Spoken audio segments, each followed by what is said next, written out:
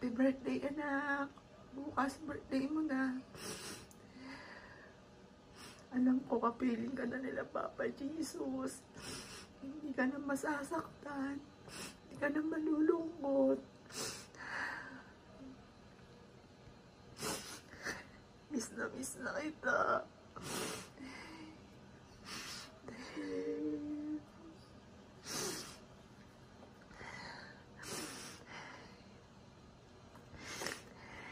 Kailangan ko lang maging matatag para sa kapatid mo, bunso. Nakakaawa siya pag nagkaroon pa ako ng sakit. Pag nawala pa ako, kawawa ang kapatid mo. Pero alam ko masaya ka. Kaya masaya rin ako. Nakita kita sa langit. Sa langit ka na. Marami kang kasama doon. Mahal na mahal kita, anak.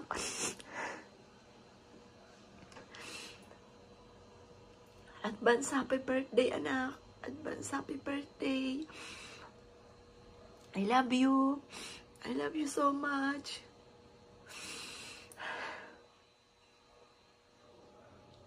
I love you, anak. I love you, JC.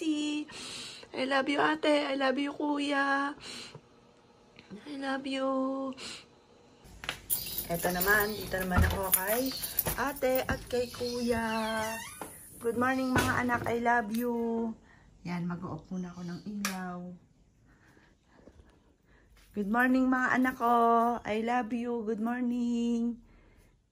Good morning. Yan, bukas mga bossing ko, April 3, birthday ni Jovelyn, yun nga po, 20 years old na si Jovelyn bukas.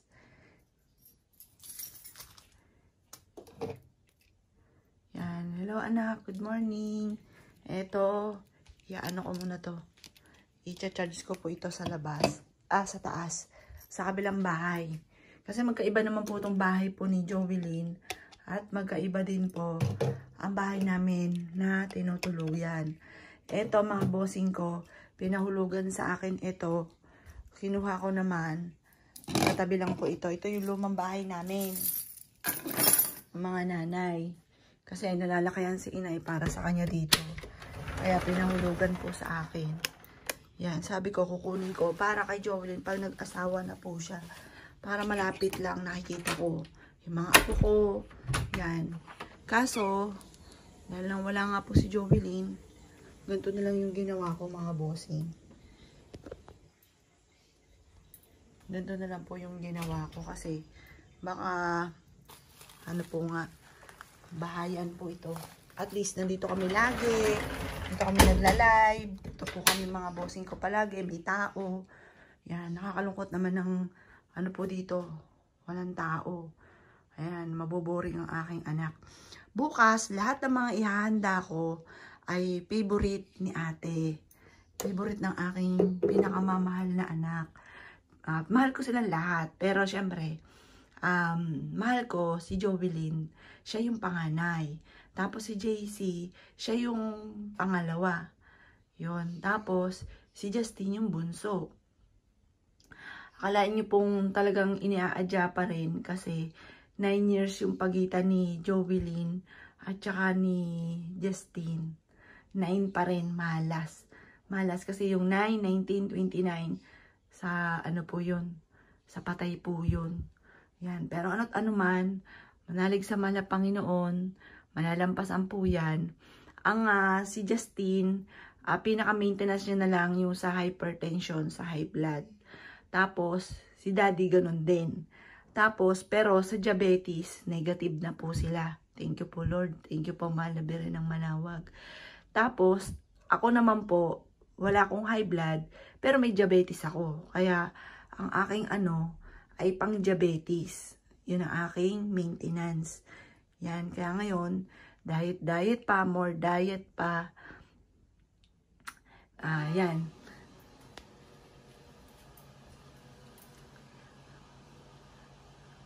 Ako po mga bossing ko, kaya kung mapapansin niyo ng mga nakalipas na araw, parang hindi ko mawari, parang alam ko kasi nakita ko na si Jovelyn na nasa langit na po siya, nakatingala po ako sa kanya. Tapos parang isang bintana, parang mga kaluluwa kasama po niya doon.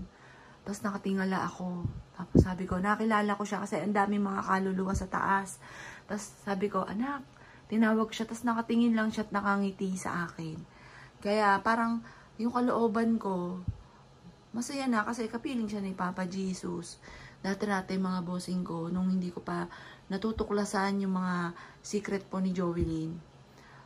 Tapos yung tao na, eto, kada nakikita ko, kada pumupunta sa amin mga bossing, yung kalooban ko, gusto kong sumigaw, gusto kong umiyak. Hindi ko alam kung bakit. Like ko sinasabi sa mister ko, Daddy, hindi ko alam kung bakit gano'n ang pakiramdam ko, na parang pag nakikita ko siya, bagamat maganda yung touring namin sa kanya, at wala pa akong nalalaman, ang kalooban ko, gusto kong sumigaw, gusto kong umiyak, gusto kong umatungal, ganun po. Pero nung naalaman ko na po ito, tapos hindi ko na siya nakikita, dinala ko na rin po siya, yung kalooban ko po, parang pag naman nakikita ko yun naman yung isa, parang ang saya na kalooban ko, hindi ko naman mawari kung bakit, hindi ko pinipilit, hindi ko sinasadya, pero yun ang nararamdaman ko. Kasi sabi ng mister ko, Mami, yun din pala nararamdaman mo, kasi ganun din ang nararamdaman ko. Pagka nakikita ko siya, parang ang bigat sa kalooban. Tapos, yun nga po, kasi ang papangit po talaga ng mga nalaman po namin.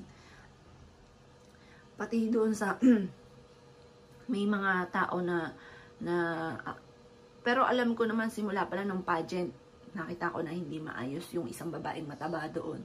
Tapos siya, ang target nila na bubulihin nila si Jovelyn, at saka may isa pang sinasabing pangalan. Yun yung mga target nila. Na sobrang ko kasi maigi pa na hindi na nag face to face, sa online lang, kasi maaaring hindi siya naging ganon. Maaaring isang daing lang sa amin, dusugod ka agad namin sa ospital. Yun pala, dinaingan na pala ito at gusto nang umuwi. Kaya lang ang kamalian kay Jovelyn, hindi malang sa amin. Yun ang lagi niyang kausap kasi. Yun ang lagi niyang kasi kasama niya lagi sa school. Kaso, yung taong ito binaliwala at hinatid pa namin sa bahay. Hinatid pa nila sa bahay. Alas 8 na ng gabi nakauwi dito sa amin.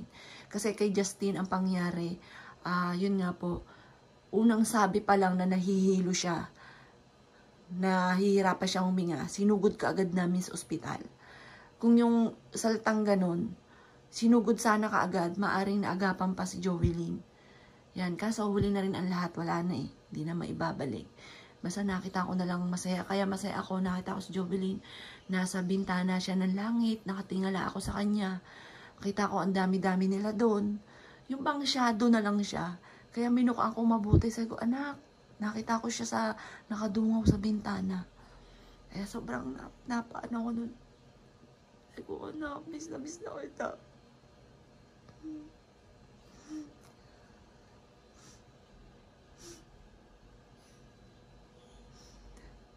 Pero alam ko, kapiling ka na nila. Hindi ka na masasaktan.